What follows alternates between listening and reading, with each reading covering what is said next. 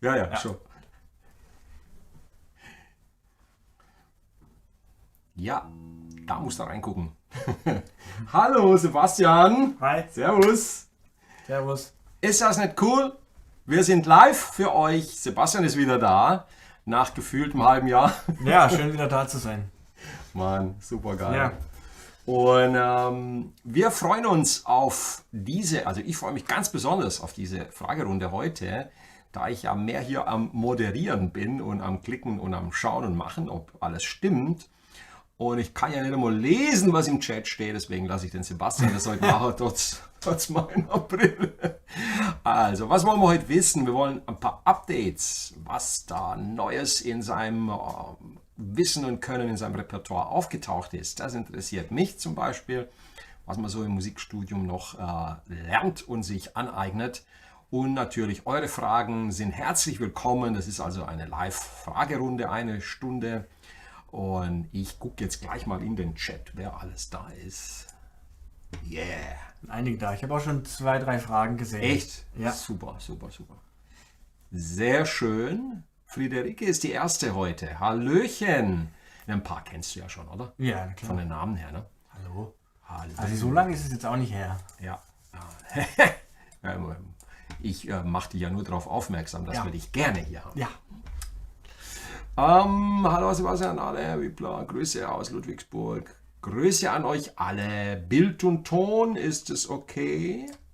Kam noch kein Feedback. Wie lange spielst du am Tag? Da geht es schon ans Eingemachte. Eingemachte. Schon ans Eingemachte. So diese knallharten, direkten Fragen. Ne? Ja. Oder da kennen wir gar nichts. Bild und Ton. Bild und Ton, gut. Ja, wenn keiner was sagt, ist es meistens gut. Super. Allah, ich scroll mal hoch und dann gehen wir rein und schaffen was hier für euch. Ja. Also, was haben wir denn hier Nettes? Kann es sein, dass A-Dorisch quasi die G-Dur-Tonleiter ist oder liege ich da falsch? Fragt Rüdiger ehrlich. Nee, absolut richtig, Rüdiger. Stimmt. Super. Also ist quasi so. Aber das quasi ist gut, dass es im Satz steht. Weil es sind die gleichen Töne, aber Warnung. Also man darf nicht den Fehler machen, jetzt ohne jetzt groß auszuufern.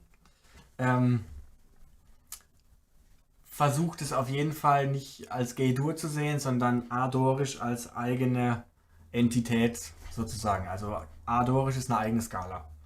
Der Fingersatz ist, man erkennt die alle, die sind alle die 7 Dur-Tonleiter-Fingersätze, die man können muss. Aber versuch wirklich dich mit A-Dorisch von A bis A zu beschäftigen und nicht G-Dur von A bis A. Das ist ein Unterschied. Vor allem fürs Ohr und für den Kopf und für die Improvisation. Also habe ich gemerkt, das war eine der Erfahrungen, die ich gemacht habe, dass man kommt nicht drum rum, sich da mit jedem dieser Sounds, wenn man damit improvisieren will, richtig auseinanderzusetzen. Von vielen verschiedenen Perspektiven. Also theoretisch, Gehör und Praxis auf dem Instrument. Also Wie klingt Dorisch? Dorisch klingt... Einfach mal an. Kommt da was? Kommt da was? Ja, muss nur mal kurz warten. So klingt Dorisch.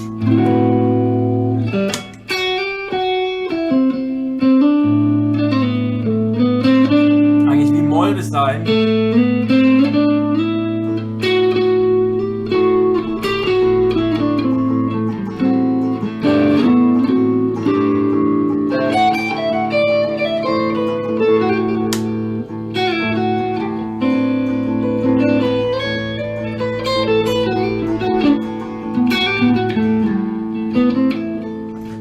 Einmal, wie er das euch schreibt, die G-Dur-Tonleiter drüber spielst, wie klingt das dann? Wenn ich die an A. Wenn ich jetzt nach an G-Dur denke, klingt so.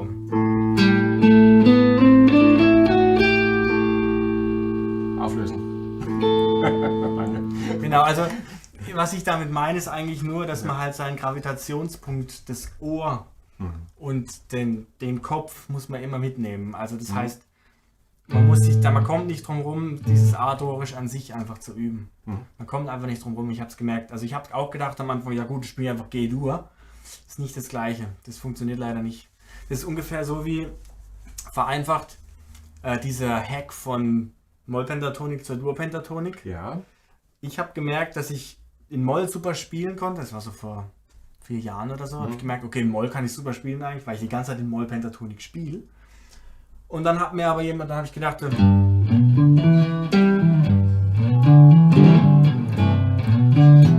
einfach so ein G-Dur-Ding. Ja, gegeben. Und dann habe ich gemerkt, ich kann da nicht drüber spielen.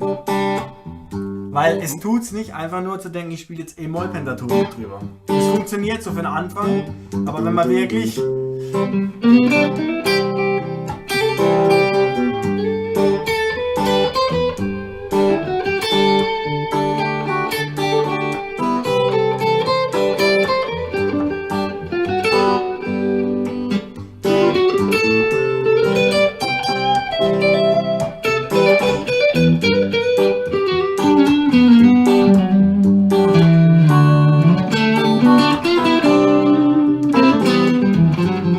Hast du das dann für dich gelöst? ich habe Dur-Pentatonik geübt, so wie wir Moll-Pentatonik üben. Ja. Das heißt, ich denke G-Dur und gehe hin. Und übe die von G zu G, so wie wir es mit A-Moll oder mit G-Moll machen würden. Und dann gehe ich in die zweite. Was heißt in die zweite? Ja, die zweite G-Dur-Position. Die zweite Position G-Dur einfach.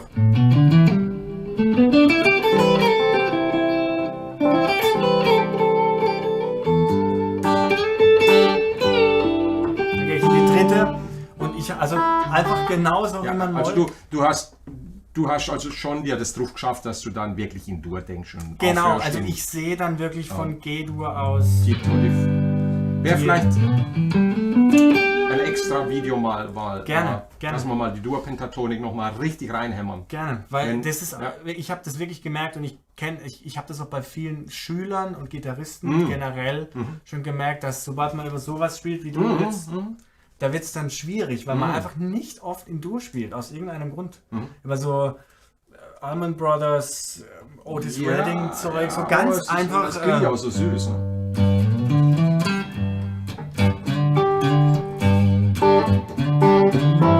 So Sitting on the Dock of the Bay oder so. Genau, solche Sachen, da habe ich gemerkt, ich klinge da echt nicht gut drüber. Und dann habe ich einfach viel drüber gespielt.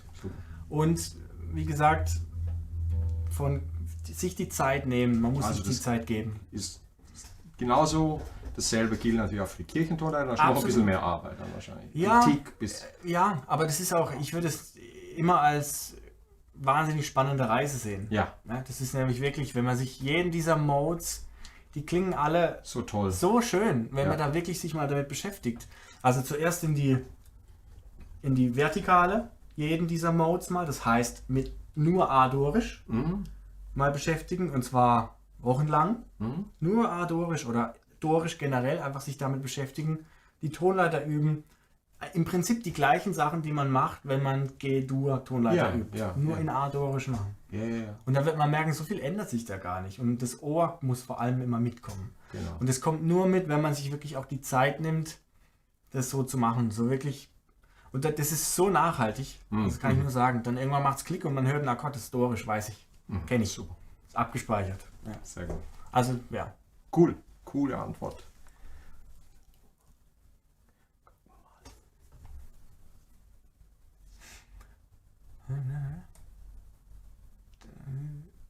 Wie schaffst du es, dich zu fokussieren? So, hier ist die Frage nochmal von Michael. Ja. Wie schaffst du es, dich zu fokussieren, wenn du etwas Neues lernst und wie lange am Stück übst du dann? Das kommt total drauf an, wie viel Zeit ich habe, weil man im Studium doch noch andere Sachen zu tun hat. Aber ich würde nie länger als 2 Stunden üben. Ich Also hätte fast meistens- jetzt nur 1,5 Stunden gesagt. Genau, also 2 ist Ah, da ja. schon, da ist schon viel Jammen und so noch dabei. Okay, Also cool. wenn ich Also, jetzt ja. improvisiere und so bade im Sound oder so, in so einem geilen Ja. Gitarrensound und dann nicht nudel, sondern irgendwas übe, wo ich improvisiere und kreativ bin, dann kann das schon mal länger dauern. Das ist kein Ding. Das ist dann wie Meditation. Aber wenn man so sich fokussiert, also mit Kopf, und das ist immer mega wichtig, dass man den Kopf mitnimmt, beim neue Sachen üben vor allem, also Dorisch oder sonst irgendwas, Kopf dabei sein und irgendwann ist die Konzentration halt am Ende. Also es gibt verschiedene Modelle, man kann so nach 20 Minuten immer mal so 5 Minuten was anderes machen und wieder dran gehen. Da muss man persönlich für sich selbst rausfinden. Da gibt es kein Patentrezept. Also musst du selber gucken, bringt es was, wenn ich 3 Stunden am Stück übe? Oder wie lange habe ich dann effektiv eigentlich was gemacht? Oder ist es nicht besser, ich mache morgens eine halbe Stunde und abends eine halbe Stunde? Und mache morgens, wenn ich da frischer bin, die Sachen, die anstrengender sind für den Kopf. Und abends dann eher so ein bisschen was, Improvisation oder Technik, wo man jetzt nicht unbedingt noch denken muss, wo bin ich eigentlich gerade und so.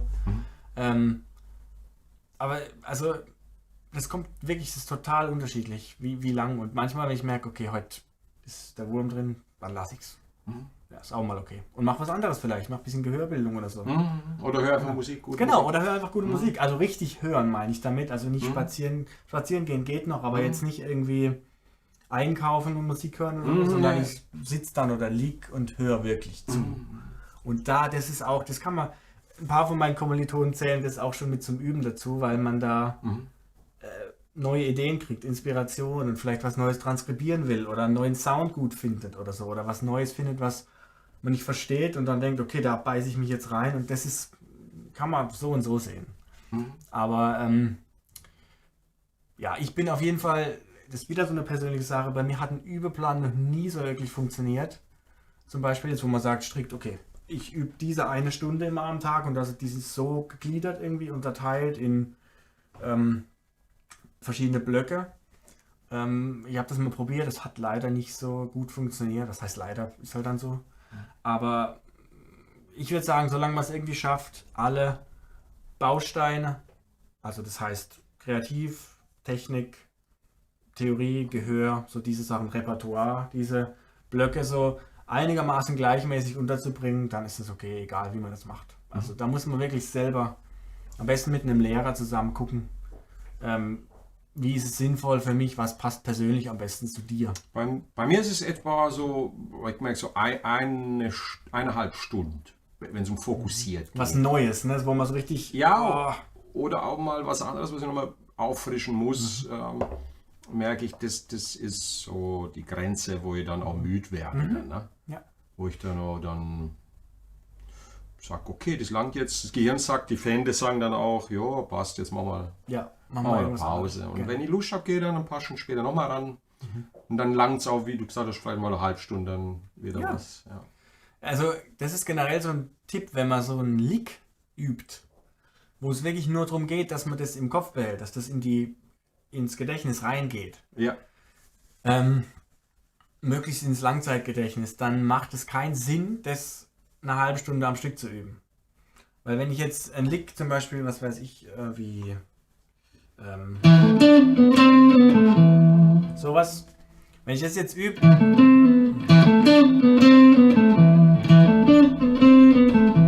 nach einer halben Stunde oder nach, sagen wir mal, 5 Minuten geht der Autopilot an, weil ich ja nur noch Finger bewege. Wenn ich jetzt wirklich will, dass das in meinen Kopf geht, dann ist es viel sinnvoller, wenn ich das morgens 5 Minuten, mittags 5 Minuten, abends 5 Minuten, weil ich mich dann jedes Mal neu dran erinnern muss. Also wenn man jetzt wirklich nur memorisieren, ich will, dass das in meinen Kopf reingeht, das Lick oder dieser Ablauf oder der Akkord oder so, dann ist das sinnvoller als eine halbe Stunde am Stück dieses eine Ding zu machen. Ja. Außer man will natürlich die Finger trainieren. Dann, dann kann man einen Teil eines Leaks auch verwenden für bestimmte technische Schwierigkeiten. Und da muss man dann aber in die Länge gehen und so. Das ist dann wieder was anderes. Aber wenn man sagt, ich will das nur hier reinkriegen, dass ich das nicht vergesse, macht es mehr Sinn, 5 Minuten, 5 irgendwie über den Tag verteilt. So, weil man sich dann immer wieder neu, wie war es nochmal? Ah, da ist es. Cool. Ne? Genau. Kleiner Tipp. Okay, super.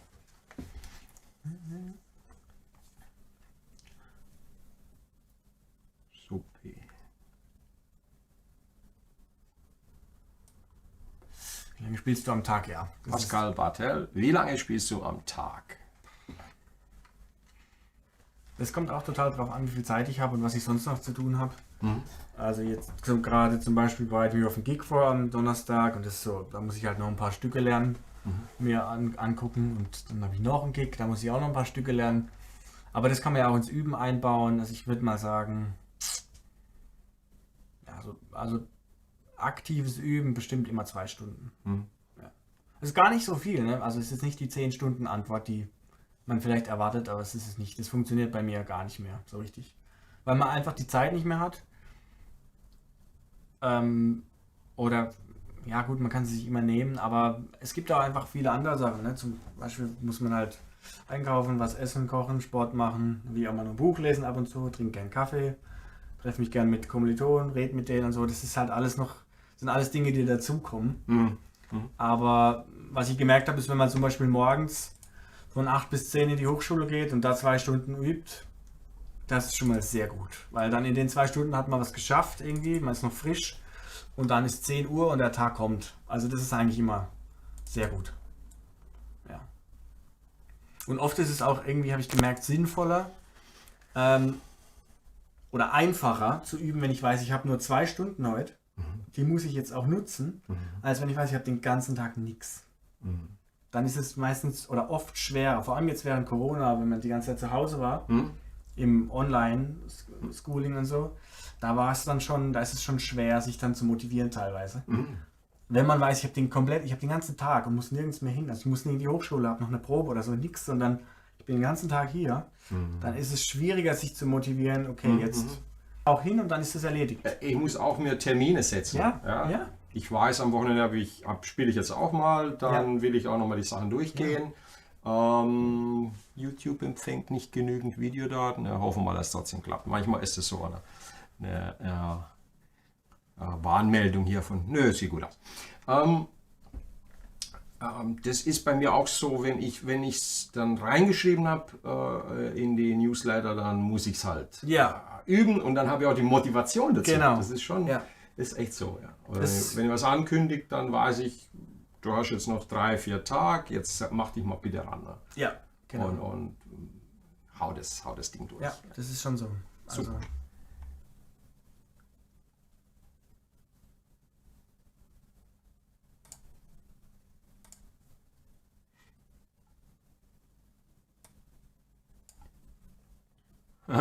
gibt es auch einen Triad-Kurs von Sebastian? Feiglinge, ne? Nee, gibt es noch nicht. Noch nicht, aber wir haben ja jetzt gerade was Aktuelles. Gerade drüber gesprochen, also es gibt auf jeden Fall einen Moll-Blues-Kurs. Also der nächste, den wir jetzt angehen, wir hatten ja Dur-Blues, ist dann Moll-Blues. Das glaube ich auch macht Ja, Moll-Blues, also das viel Spaß. mache ich dann so in der gleichen Art und Weise wie den anderen. Okay, und dann sammeln wir vielleicht auch noch mal ein paar Ideen von den Leuten, Ja, was sie sich wünschen. her damit. und so. Also ich habe jetzt, wie gesagt, Also ich habe nächstes Semester, vielleicht ganz kurz, ich bin jetzt mit dem Grundstudium Ja. durch, die ersten 4 Semester, wo diese ganzen Sachen wie Klavier, Pflichtfach und Gehör und Theorie und so, das ist jetzt alles erledigt. Und jetzt die nächsten 2 Semester oder 4 Semester sind sozusagen wesentlich freier wieder. Also da habe ich viel mehr Zeit jetzt auch ich kann auch mal donnerstags oder dienstags Wie für den geil Stream ist das herkommen. denn? Das machen wir dann auch. Ich kann auch viel mehr Kurse und so jetzt machen. Das war jetzt nur echt das Grundstudium ist ziemlich voll. Ja. Gerade wenn man mit Klavier und Gehör, wenn man da viel machen muss wie ich, dann war das schon relativ voll. Was nicht heißt, dass es blöd ist. Also ich habe unglaublich viel gelernt. Aber Was war jetzt die letzten 6 Monate der Fokus? also der Fokus, waren halt jetzt wie gesagt diese Fächer, so die letzten Prüfungen da drin. In Gehör ging es viel also ich kann dir mal kurz erzählen, in Gehörbildung macht man halt so Skalen singen. Das heißt also eigentlich, und das ist auch ein Tipp, den ich allen geben kann, überhaupt, egal welches Instrument oder auf welchem Level ihr seid oder was auch immer ihr gerade macht, welche Musikrichtung ist völlig egal, singt, was ihr spielt. Also wenn ihr ein Lied übt oder lernt, dann singt das. Langsam, es geht nicht ums Tempo. Einfach langsam singen, so einem Grundton dazu, mache ich jetzt auch mit allen Schülern, ob sie wollen oder nicht. Und die meisten sagen, boah, das bringt echt was, weil das geht einfach viel besser ins Gehirn rein alles. Wenn man sich also so habe ich das gemacht, auch teilweise einfach mit so einer Drone, also so ein Ton, der stabil steht, auf den Ohren spazieren gehen oder so, oder auf einer Bank sitzen und dann die Augen zu und dann A-Dorisch singen. Oder Dorisch singen halt mit über den Grundton und dann stelle ich mir das auf dem Griffbrett vor, wie ich es spiele. Dann habe ich noch geübt dazu, weil ich dann schon höre, bevor ich es spiele, weiß ich, wie es klingt. Und das habe ich gemerkt, boah, das ist der Bringer. Also egal welche Skala man da, wie kompliziert die auch sein mag, das geht so. Ganz langsam muss man sich also ich stelle mir dann, wenn ich das singe, vor, wie meine Finger das spielen, in welcher Position auch immer. Und am Anfang ist es echt schwer, weil man mental ziemlich fokussiert sein muss, aber das bringt's. Also, und dann auch in Terzen, in Quinten, in Quarten, alles. Also alles, was man eigentlich auch üben würde.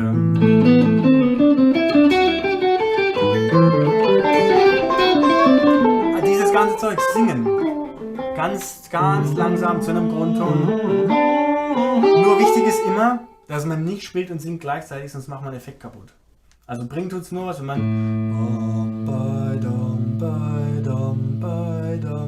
Erst singen, dann spielen. Das kann man machen, ja. Also man kann... Nochmal, erklär mir das jetzt nochmal. Also, es macht keinen Sinn, wenn ich spiele und singe gleichzeitig. Warum? Weil ich mich dann immer an den Ton, den ich da schon spiele, dranhänge. Ich spiele aber andere Sachen, wenn ich singe. Ja, nee, also, okay, muss man vielleicht differenzieren. Es macht keinen Sinn, wenn man jetzt das Gehör rein trainieren will. Wenn ich singe auch auf während dem Spielen. Aber wenn du jetzt rein dein Gehör und deine Vorstellungskraft im Ohr trainieren willst, dann musst du das hören und dann jetzt anstatt dorisch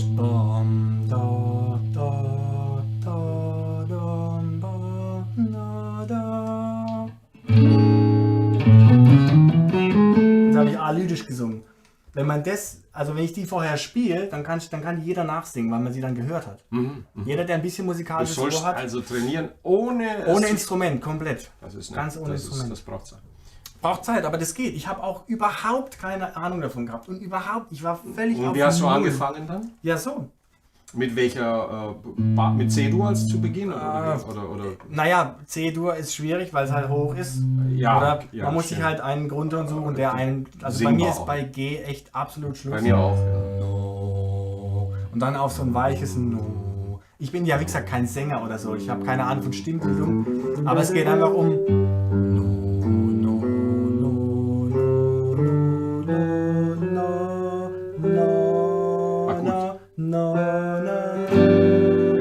jetzt Mixolydisch oder so. Genau. Und das muss man ganz langsam machen und mit Geduld und dann geht es. Das ist überhaupt kein Problem. Das kann man, wenn man da dran bleibt, jeden Tag Viertelstunde, dann bringt es. Sollte vielleicht auch mal was auf Video bringen. Gerne. Gehörbildung sofort, gerne. Also mit dem Konzept und dem Training. Ja.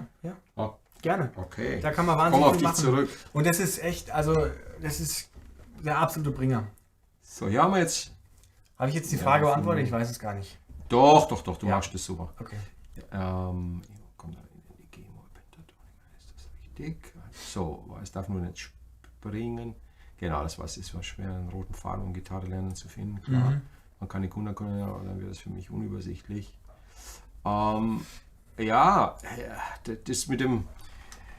Das ist halt eine Frage, die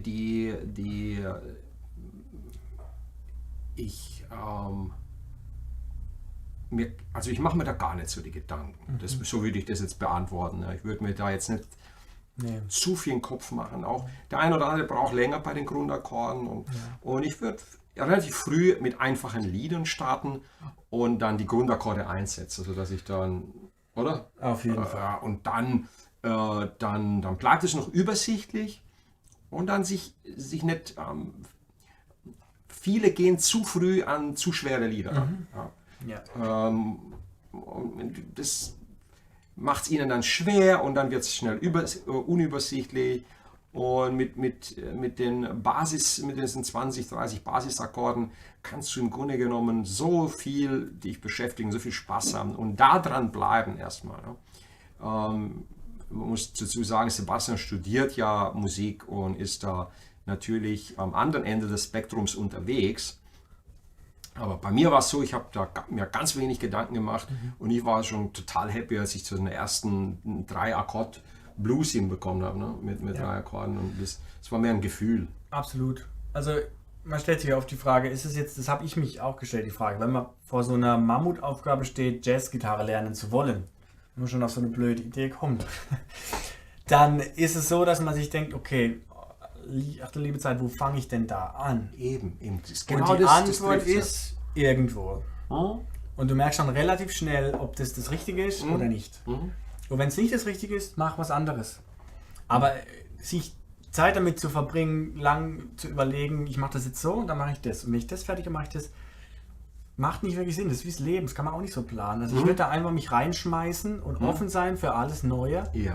Und versuchen fokussiert zu bleiben.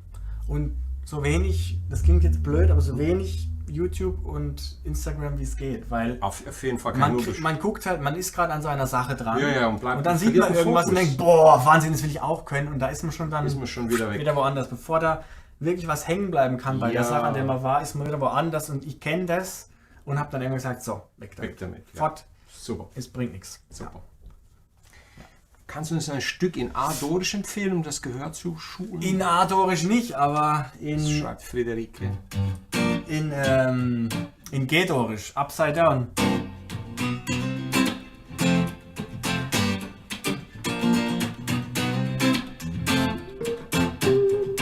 Ich kann das leider nicht singen. Na, jeder kennt das, ne? Also Upside Down Your Journey von Diana Ross. Das ist in G-Dorisch. Super. Gute Empfehlung. Oder in Get Lucky von Daft Punk ist auch in H-Dorisch. Das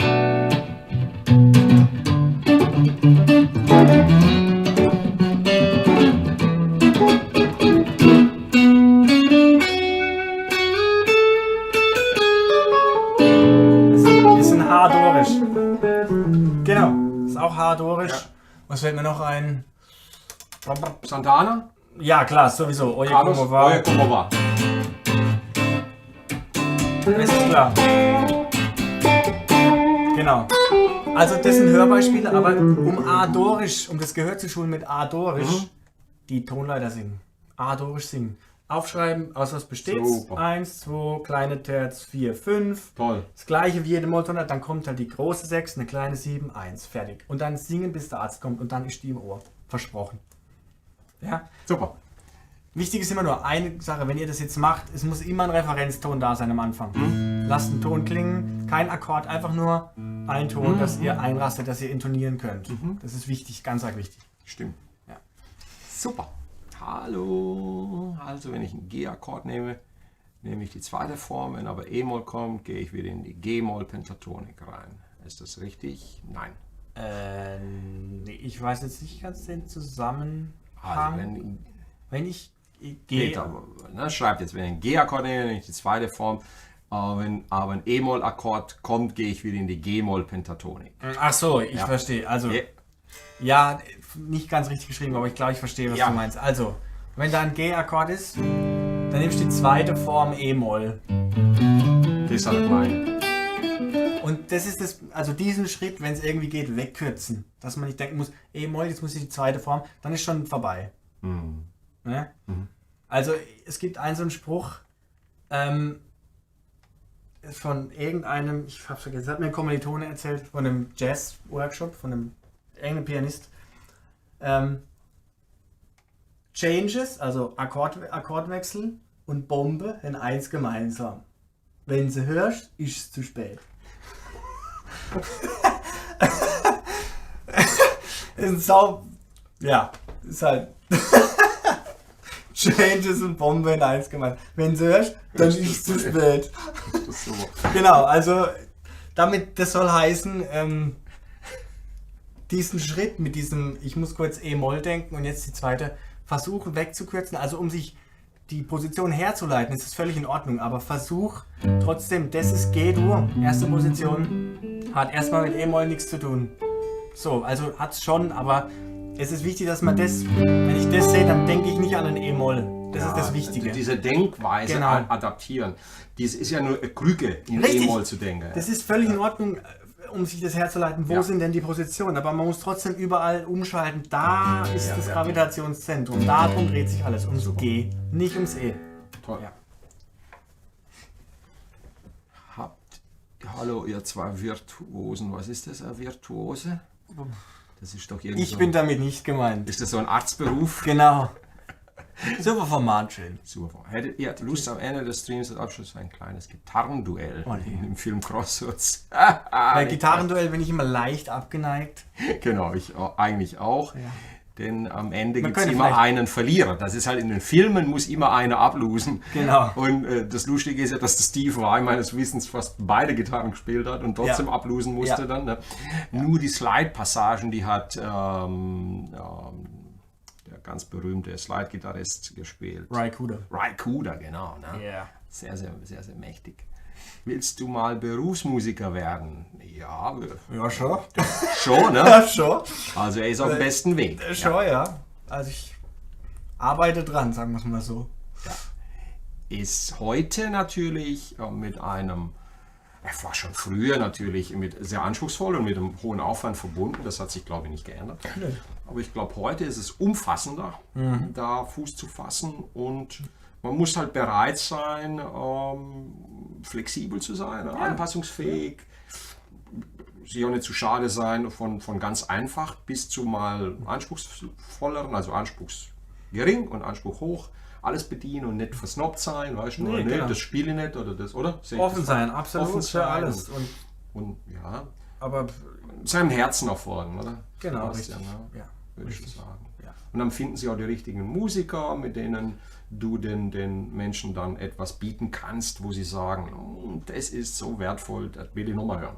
Ja. Ja, so würde ich das sehen. Ne? Bei mir war es, in meiner Zeit war es durch Anfang in der 80er, 90er, wo es die Playback- und DJ-Geschichte noch nicht so gab.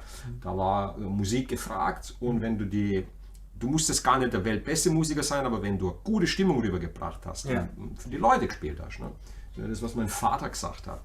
Deine Aufgabe ist nicht, dich selber da auf der Bühne zu unterhalten, sondern die Menschen, die da sind. Nach denen einfach eine gute Zeit machen, dann haben wir ein Auskommen. Natürlich ist jetzt in der Pandemie das ein bisschen schwieriger. Für die Musiker war es sehr, sehr hart.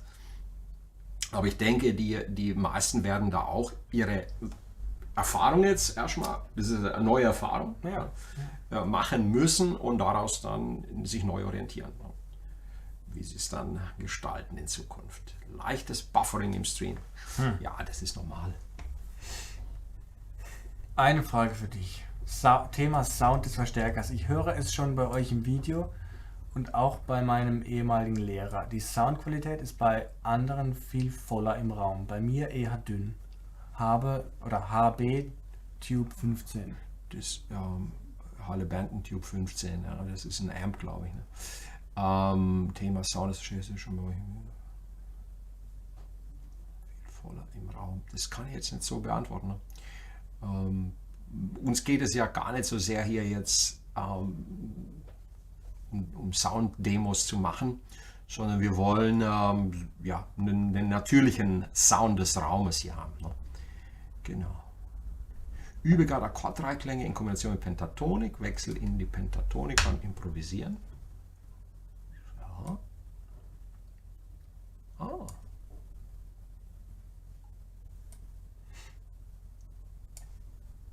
Check it out. Ja. Das kommt auch wieder auf die Situation an.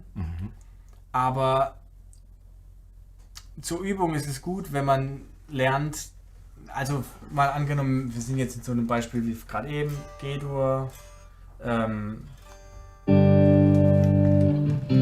C-Dur, ja.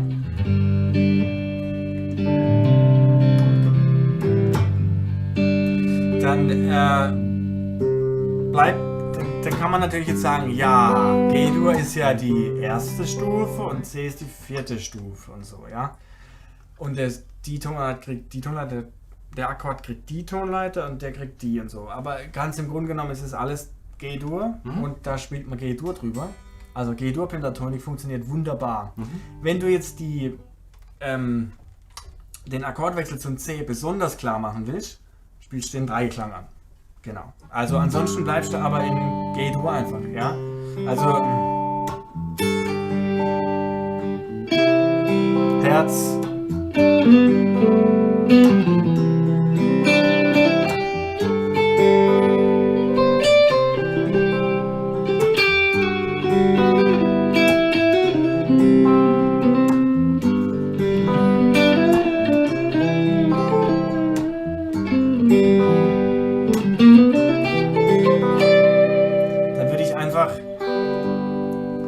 Ist das genau richtig, also die Dreiklänge zu sehen und visualisieren, das ist deswegen sinnvoll, wenn man einfach dann weiß, welche Töne muss ich anvisieren mit meiner Linie oder meinem Lick, dass der Akkord ganz klar wird. Also das ist schon genau richtig.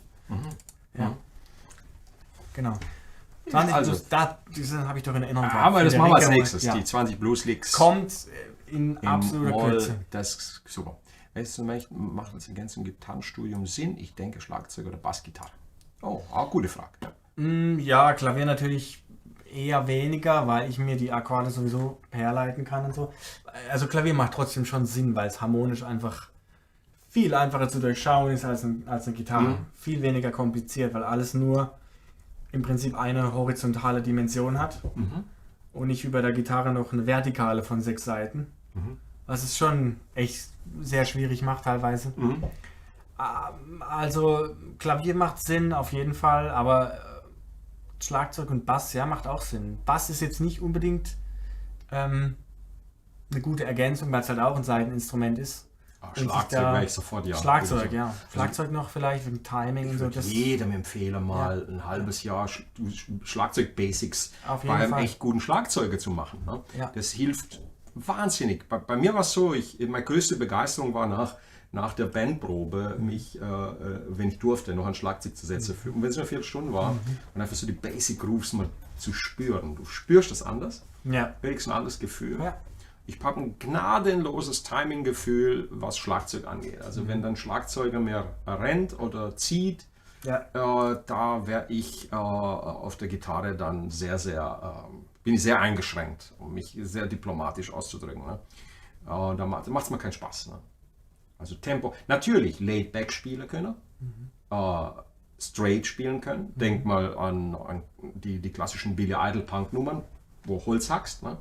Ja. Und dann die Clapton Laid-Back-Geschichten und dann so ein Pride and Joy, wo du nach vorne gehen musst. Ne? Ja. Das treibst, Ja, das ja, musst, ja. das ist, wenn du das einmal gespürt hast an einem Schlagzeug, fände ich das ganz großartig. Ja. Ich habe mich entschieden, 2 Jahre Klavier zu nehmen. Das hat mir gut getan, auch wenn mich die Stunden ziemlich genervt haben bei diesem klassischen Lehrer.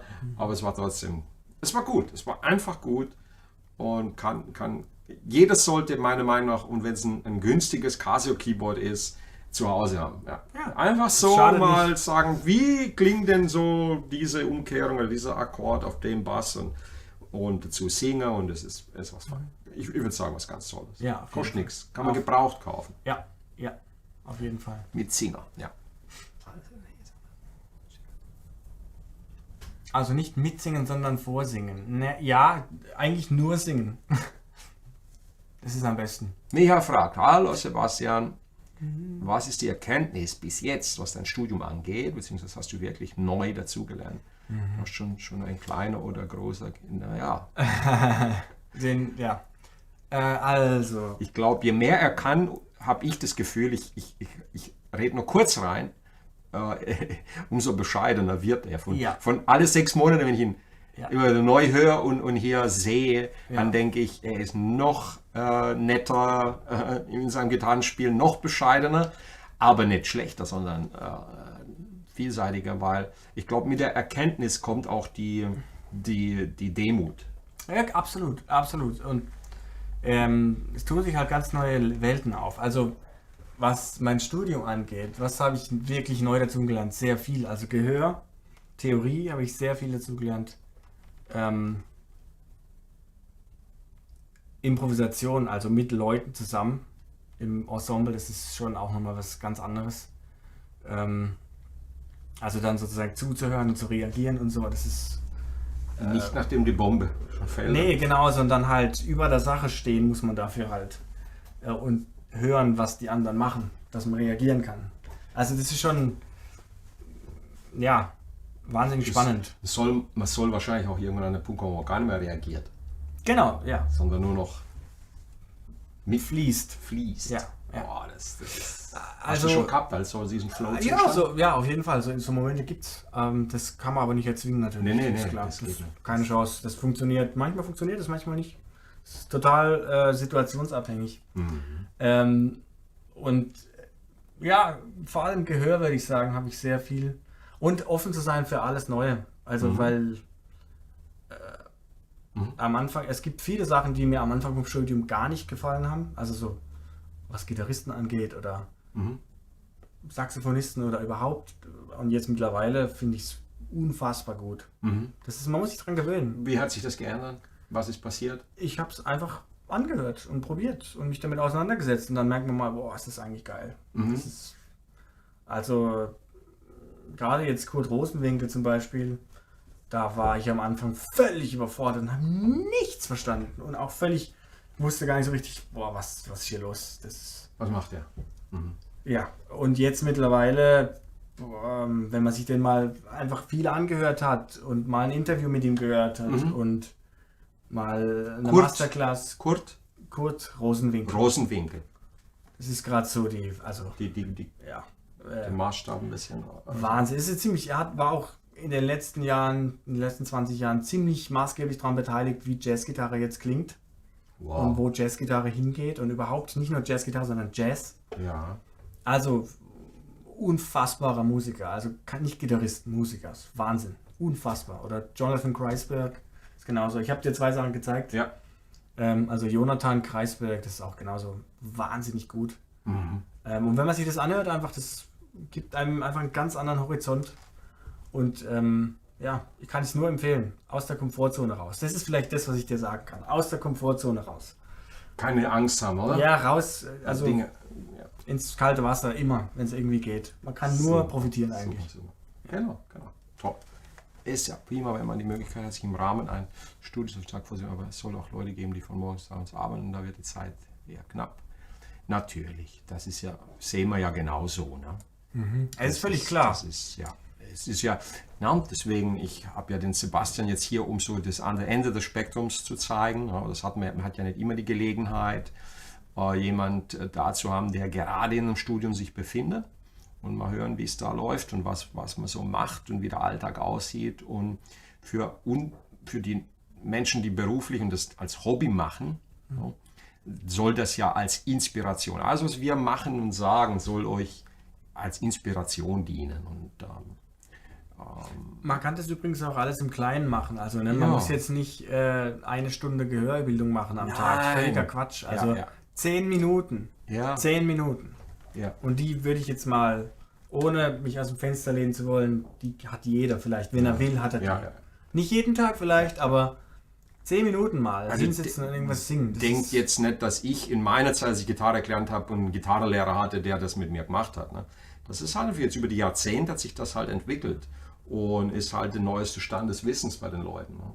Ja. Der hat, aber worauf er immer Wert gelegt hat, ist, er gesagt, hör dir das Stück an. Du musst dir so oft anhören, bis du ein Gefühl dafür bekommst, was passiert da, was passiert in der Strophe, was ist die Aussage, wo wollen die hin und so. Und hat immer gesagt, das war immer was mich so ein bisschen geärgert hat. Und jetzt sei kreativ, ne? Trau dich, was auszuprobieren. Aber jetzt verstehe ich das. Ne? Ja. Hast du einen Tipp für flüssigeres, schneller Spielen, zum Beispiel in der Pentatonik, was die 3er, 4er, 5er Pattern anbelangt, Legato, Hammer-Ons, Pull-Offs für schnelleres, flüssigeres Spielen?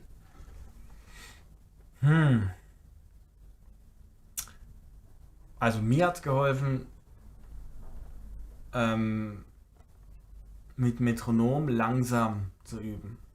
Das ist jetzt wahrscheinlich nichts Neues. Und du wirst aber es ist wichtig, dass man es wiederholt. Aber also wenn ich jetzt eine neue Linie habe oder so, dann übe ich die auch. Das wollte ich vorher noch sagen. Ja. Metronom und dann Viertel. Einfach mal wirklich drauf sein und wirklich mal ein Gefühl dafür kriegen. Und diese neue Linie oder was du flüssig halt spielen können willst, ganz langsam einfach ins Hirn lassen. Und dann kommt das von allein. Also es gibt da leider kein anderes Mittel. Also für mich ist das schon der Weg, das wirklich mich da ranzutasten, also ganz langsam das ins Hirn zu lassen und in die Finger und dann kommt das Tempo von alleine. Also und wenn ich halt merke, okay, hier ist eine Grenze, dann muss ich halt gucken, wo liegt jetzt die Schwierigkeit, wo komme ich nicht weiter, ist es rechts oder links? Oder ist es ganz wichtig, diese Links-Rechts-Analyse. Genau, und dann, okay, muss ich rechts was machen, was ist die Schwierigkeit? Also zum Beispiel bei dem einen Lick, was ich da jetzt geübt habe, da ging es...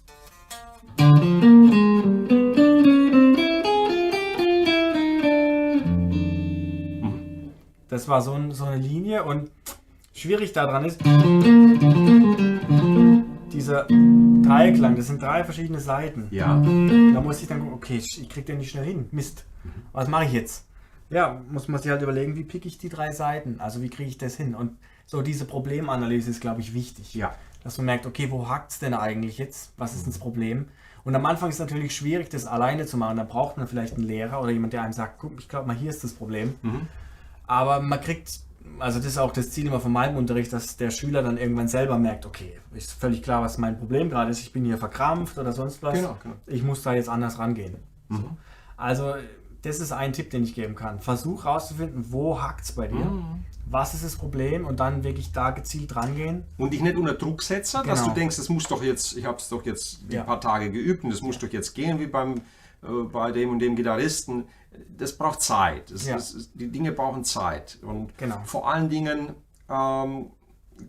diese Konstanz und die Ausdauer, etwas auf langsamem Tempo, geduldig, weil nur auf langsamem Tempo spüren deine beiden Hände, was machen sollen.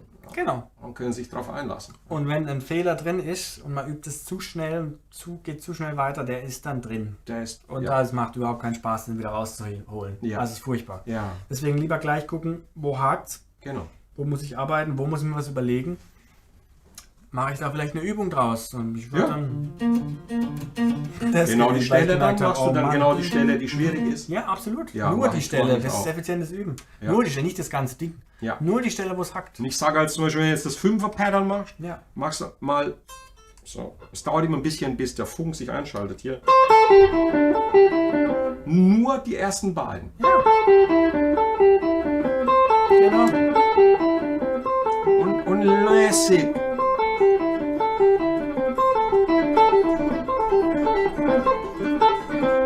Und dann die nächsten beiden sein. Und dann kannst du auch gucken, vielleicht mal mit dem Pull-Up. Und wenn man merkt, okay, da ist das Problem. Bei dem Seitensprung, Ja. dann muss man halt den Seitensprung üben. Also es ist ganz wichtig, glaube ich, diese Fehlersuche. Wo ist mein Problem und wie kann ich es Wo muss ich ein angehen? bisschen mehr Zeit investieren? Ganz wichtig. Das Allerwichtigste, was ich über die Jahre festgestellt habe, ist immer ohne Druck, psychologischen wie auch spielerischen. Also es locker und lang mit wenig Energie zu spielen. Später, wenn du dann dynamisch spielen willst, dann funktioniert es. In einer Live-Situation, wenn ich sage, Ja. ich will jetzt mal die ersten 3 Seiten mal lauter spielen und dann den Lauf ausklingen lassen oder ich will leise anfangen und lauter werden, das funktioniert dann von alleine. So wichtig ist nur das konstant. Ja. Und was ich gerne mache, ist die Akzente zu wechseln. Oder mal. Einfach so ein bisschen dann auch einen Sound auch reinzukriegen. Ja, absolut. Ja, Cool. Hallo, ich komme gerne Leadgitarre lernen hier und in der härtere Musik unterwegs. Also wenn ich probiere, ist mir wahrscheinlich zu schwer zu sein. Wo sollte man da beginnen? Das ist genau das Thema. Also, ich möchte gerne Lead-Gitarre lernen, Solo-Gitarre.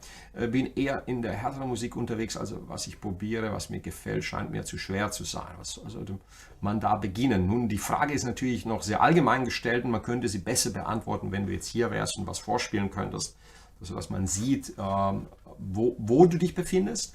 Ob du die Basics kannst, aber die Basics sind in allen Stilistiken im Grunde genommen gleich. Solo-Gitarre bedeutet, du musst deine Finger trainieren, dass sie alle eine relativ gleiche Flexibilität, einen gleichen Ton haben. Die meisten von uns starten halt mit der Pentatonik und arbeiten sich durch diese ersten 5 Lagen, denn die bilden die Basis für die Solo-Gitarre, für die Improvisation. Und die dann in die Finger zu bekommen und vor allen Dingen jetzt mit jedem Finger, das ist so etwas, was ich sehr gerne, wo ich sehr gerne teste, ist, wenn du einen Ton spielst, ne, ob es mit jedem Finger gleich klingt. Ne?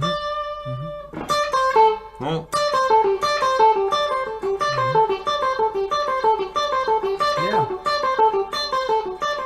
Und natürlich gibt es technische Übungen, wie jetzt meine Drillübungen, die dich beweglich machen auf der Gitarre oder so schöne Aufwärmübungen. ich glaube, Sebastian wird jetzt kein groß mehr Aufwärmübungen machen, sondern er wärmt sich auf mit einer Sache. Mit was wärmst du dich auf noch? Also schon genauso rechts und links, vielleicht nicht mehr so lang, aber oder 5 bis 10 Minuten oder so Ja, mache ich das. mache ich auch. Ja. Manchmal mache ich so ein... Ja. Also ich versuche, wenn ich was Aufwärmmäßiges mache, dann muss es immer irgendwas mit Musik zu tun haben, finde ich. Zeig uns mal eine Sache. Also was ich zum Beispiel mache, ist so ein...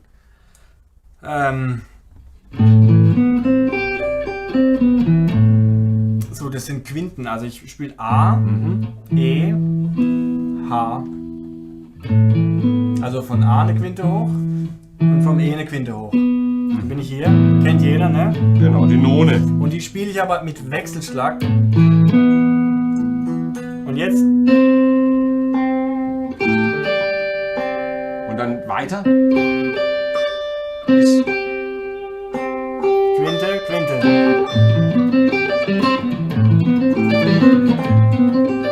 Bin nicht aufgewärmt, ihr hört's. Achtung, alle nacheinander.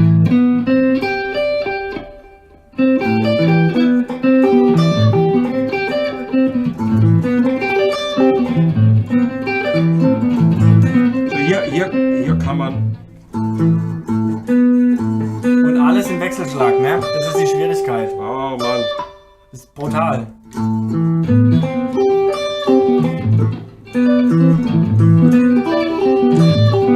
Weil es dreht sich immer alles um. Es ist nie gleich. Und oben verwendest du dann den Mittelfinger? Das ist gerade egal, wo man halt denkt. Also ich bin eher... Oben Mittel ich bin und eher unten Team- Ring? Oder? Ah, Zeig mir mal. beides. Oh, ja. Ich würde oben den Mittelfinger nehmen. Ja. Achtung. Ja. Ja, genau. Und mach wieder das. zurück. Und das Fiese ist, das Picking dreht sich immer um. Es bleibt nie gleich. Darf ich also, Ich darf keine Note wiederholen, korrekt? genau, alles durcheinander. Ja. Das ist brutal. Aber klingt tierisch gut, finde ich.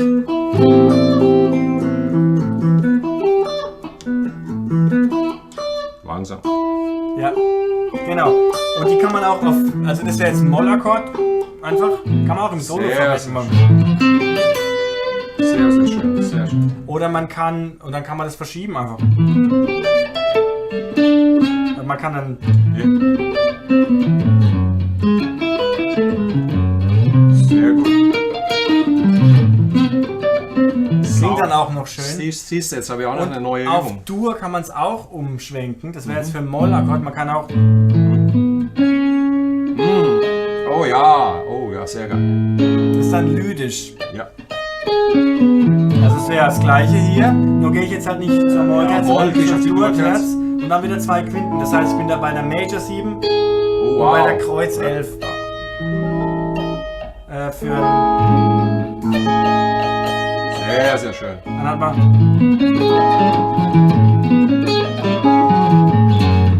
Und dann gehe ich auf Moll.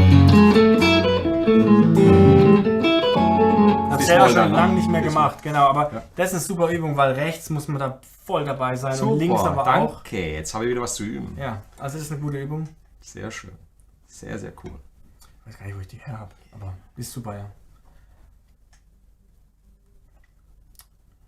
So.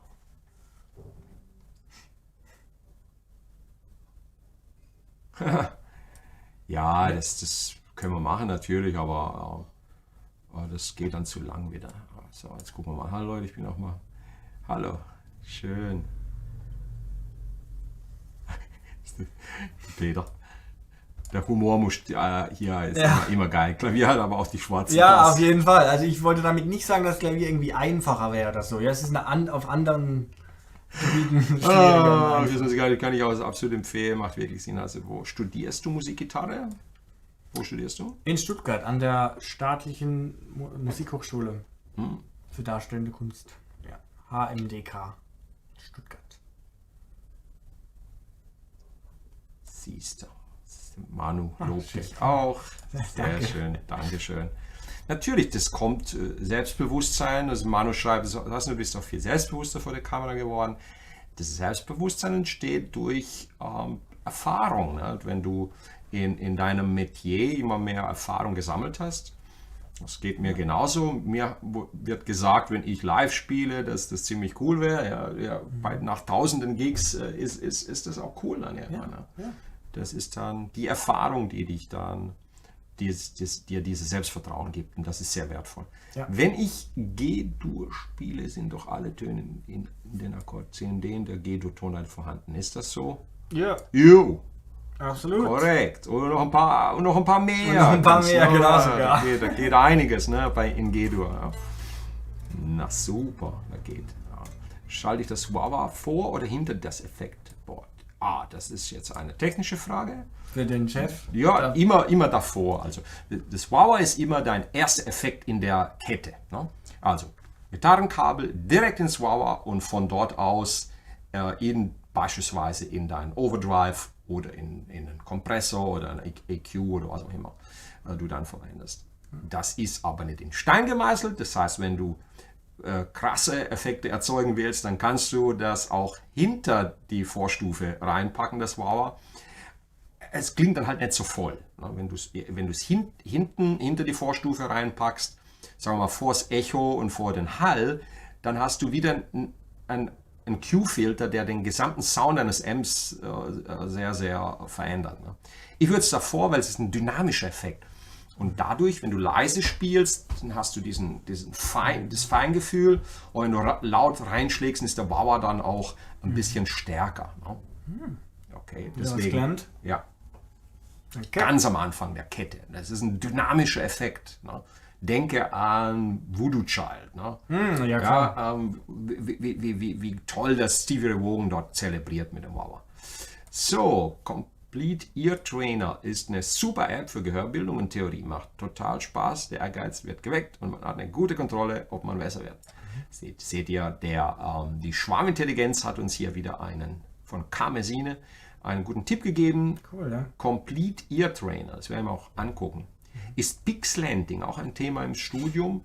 Nee, war es jetzt nicht. Also das ist nicht so, man darf sich das nicht so vorstellen jetzt wie bei Troy Grady, dass man da irgendwie so Sachen macht. Also wenn man jetzt wollte, vielleicht schon, je nachdem welchen Dozent man da hat gerade, aber... Was ist eigentlich dieses Pixelanting? Also das habe ich gefühlt schon. Ich habe Gitarre gelernt ohne das. Ne? Oh, ich wusste nicht, ich weiß nicht was. Ich glaube, ich mache das irgendwie automatisch, keine Ahnung. Ich kann es mal versuchen zu erklären. Da gibt es aber Leute, die können das viel besser erklären. Zum Beispiel, ich glaube, der Fabian hat das mal super erklärt. Ja, tatsächlich. Ja. Und der Troy natürlich, ne? Der hat er ja... Troy Grady ist der Meister drin. Also, ganz blöd gesagt. Es geht um die Haltung, also wenn ihr mal auf die rechte Hand schaut, ja, ob ich oben so... im Bild, links oben, kannst du dich ruhig drehen, dann sieht man das noch. Ja, klar. Ich kann dann da noch so reinzoomen. Oder so. Ich zoome noch ein bisschen rein. Ne, also der Unterschied... So, jetzt klar. Wenn ich zum Beispiel...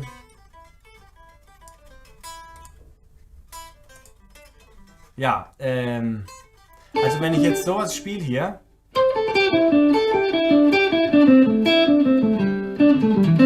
Seht ihr das? Wenn meine Hand hier angewinkelt ist? So. Noch ein bisschen. Das ist Pixelanting. Oder in die andere Richtung. So. Das heißt, wenn ich jetzt picke, also sagen wir mal, ich habe ganz neutrale Haltung. So. Ja? Und ich spiele... Also gerade angewinkelt leicht, aber gerade zur Seite. Genau, gerade zur Seite. Dann habe ich, wenn ich sowas spiele hier, wie jetzt das Sechser, dann habe ich ein Problem, weil ich spiele dann... So, also ich spiele die ersten zwei Töne und jetzt bin ich hier mit meinem Plektrum, ja? Jetzt wird es schwierig, weil es geht ja hier weiter. Da muss ich mich dann nochmal extra bewegen. Wenn ich aber Pixelanting verwende, das heißt, ich habe dann so...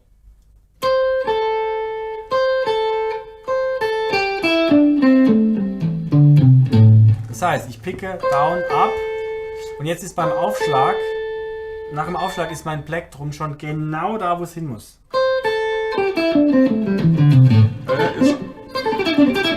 Ihr werdet jetzt lachen, weil ich sage, das ist ja eigentlich das, was Django Reinhardt schon vor 100 Jahren gemacht hat. Ne? Ja, da ist es noch ein bisschen was anderes. Die machen das, also die Gypsy, die picken eher so. Ich kann das ist nicht. Aber auch hart. Es ist noch was, aber es ist Pixelanting, genau. Und Also ich mache das automatisch, wenn ich dann, es geht auch in die andere Richtung, wenn ich dann, keine Ahnung, also ich habe jetzt kein Beispiel parat. Macht doch nichts. Genau.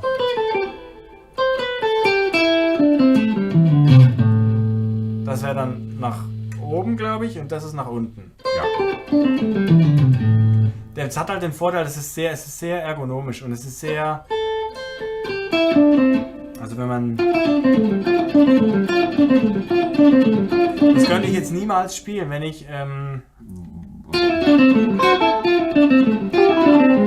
das mit dieser, also der Unterschied ist ganz klar, schaut auf die rechte Hand. Und jetzt mache ich das mit Pixlanding.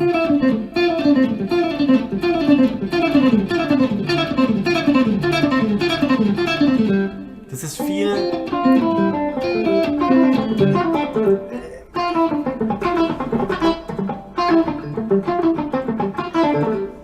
Du bist ja der Sweeper, genau, du willst, also im Grunde genommen geht es um die Handhaltung hier von der rechten Hand. Ja. Und in welche Richtung ich mich da... Hat echt Vorteile, ne? Also Ja. ich habe es jetzt die letzten, ich habe es wirklich durch Troy Grady erst überhaupt. Ich habe Ja, ich gewusst, auch. was das ist, ne? Und er hat es dann praktisch durch seine Analysen festgestellt, dass etliche der Top-Leute diese Technik verwenden. Ja. Ich habe es auch ausprobiert und ich mache es als unbewusst, habe ich festgestellt. Aber ich bin mehr so der Sweep-Picker.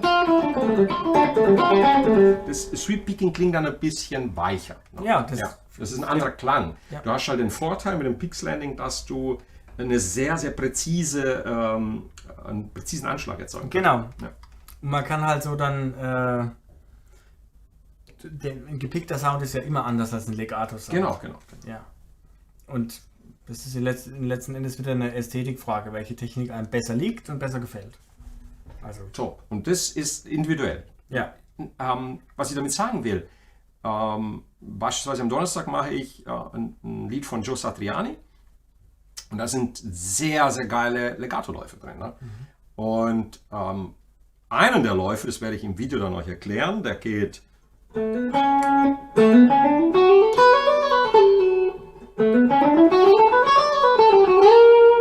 Schöne Auflösung, ne? Und das ist komplett Legato gespielt bei ihm, ganz sauber. Ja, und ich werde euch zeigen, dass man das auch picken kann. Ne? Und das hat, weil in der Originalaufnahme von 1986 hört man ganz genau das Post-Processing. Ne? Er hat es mit Legato gespielt, aber man hört, das Legato ist so perfekt, dass es dann, wenn du die Live-Videos beim anguckst, dann ist es halt nicht, wie soll ich jetzt sagen, nicht so auf der Platte, sondern es ist menschlich, es ist natürlicher gespielt und auf der Platte ist es, du denkst gerade ein Computerspiel. Glatt gebügelt, ne? Und dann denk ich, Alter, wie lange muss ich denn den Lauf üben, bis ich das so hinkriege? Ich habe mir echt gar nicht hin. Also was mache ich? Das Finale des Laufes zeige ich dann mit dem passenden Sound, pick ich. Ich mache dann... Ne?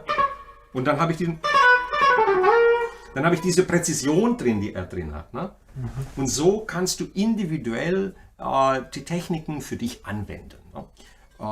Ich würde auch sagen, wenn eine Technik nach vielen, vielen Üben zum Beispiel, was Picking angeht, viele haben Schwierigkeiten, ihr Picking auf hohes Tempo zu bringen. Ja. Und wenn du dann für dich selbst eine Variante findest bei einem 5er-Pattern aus einer Mischung aus Picking und Pull-Offs oder Hammer-Ons, dann macht es. Ja, macht es. Und bleib aber trotzdem, und das ist das, was ich oft sage, bleib aber trotzdem dabei und versuch diese Schwierigkeit, also diese Schwäche mit der Zeit noch zu kompensieren. Also ein bisschen mehr Fokus dann auf das Picking und in dem Verständnis auch, dass es halt für dich dann mit dem Picking halt ein bisschen länger dauert. Ja. Aber da die Schwäche auszubügeln, ist ein doppelter Gewinn. Absolut. Wenn du nur auf deine Stärken setzt. Ja. Cool. Absolut. Okay, so klar, wir sind natürlich nicht einfach, hat viel für Gehör und Gefühl. Auf jeden Fall habt ihr Übungen zu einfachen Licks. Also hier habt ihr Übungen zu einfachen Licks. Verstehe zwar die Pentatonik, aber würde gerne zu jemandem, der Akkorde spielt, einfach improvisieren lernen. Habt ihr Kurse dazu? Nun ja, ich habe natürlich in meinen Kursen wenn du in die Playlists auf unserem YouTube-Kanal dann schaust, dann findest du... Olaf hat es ihm schon geschickt. Hat es ihm schon geschickt. Wunderbar. Hast du einen Pentatonic-Kurs mit Licks? Ja. Ich habe auch mal ein ganzes Jahr nur Licks gemacht für Anfänger, für Blues, Rock, Metal und Stilistiken von verschiedenen Gitarristen. Yeah. Bro, mit Backing Track auf YouTube. Super. Cool. Also ich würde sagen, let's wrap things up, wie die Amerikaner sagen. Ne? Ja. Gucken wir eine Stunde lang für heute. Ich habe vielleicht noch ein, zwei Fragen an dich. Du hast vorgeschlagen, vielleicht mal, dass wir mal was von Steely Dan machen. Ja, warum würdest du dann von Steely Dan was machen? Weil wenn ich jetzt in Steely Dan reinhöre, dann habe ich immer das Gefühl, das war das Beste vom Besten vom Besten. Ja. Einmal in der Studio- und Aufnahmequalität der damaligen Zeit, in der Akribie dieser Musiker und in den Leuten, die da irgendwie magisch zusammengefügt haben in Konstellationen, die es nie wieder gegeben hat. Was kann ein normaler Mensch daraus lernen? Der sagt, ich bin jetzt noch nicht auf dem Level, aber ich kann, weil wenn ich mit Schülern schon mal reingehört habe, da waren die alle überfordert. Also viele. Ne? Also, man muss sich da, also für mich war das auch einfach ein drauf einlassen. Man muss ja auch nicht gleich mit dem kompliziertesten Stück anfangen. Ich meine, Ricky Don't Lose That Number oder Do It Again, das sind jetzt alle, die sind wirklich nicht komplizierte Zugänglich. Stücke. Die sind sehr zugänglich. Ja. Übrigens auch dorisch. Ich glaube beide sogar. Ja. Ja, also für dann mich, machen wir das ist einfach, was man kann da Zugängliches. so viel lernen, weil das ist halt aus der Komfortzone raus auch wieder. Okay. Und es ist, meiner Meinung nach, macht niemand besser diese Mischung als Steely Dan, diese Mischung aus Jazz, Harmonien und Akkorden, die aber, das ist so gut, also ich kriege da permanent Gänsehaut. Das ist wirklich so, ich höre dann das Album Asia, kann ich nur empfehlen. A-J-A, Asia. Steve Gadd am Schlagzeug, da ist Larry Carlton, Gitarre. Ja. Absolutes Wahnsinnsalbum, 1977. Okay, super. Mega, mega. Toll.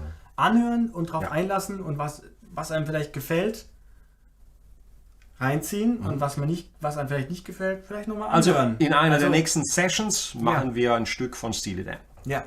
Versprochen. Es ist wirklich spielbar, man muss ja nicht die Solos unbedingt können wollen. Also ich habe noch eine Bitte, falls ihr macht mir immer einen großen Gefallen, wenn ihr mir noch eine E-Mail schickt, info@vipguitar, wenn wir über was gesprochen haben, was wir euch versprechen, dass wir uns auch dran halten in den Videos. Also wir machen jetzt den Moll-Blues-Kurs und was haben wir noch gesagt gehabt? Irgendwas war noch.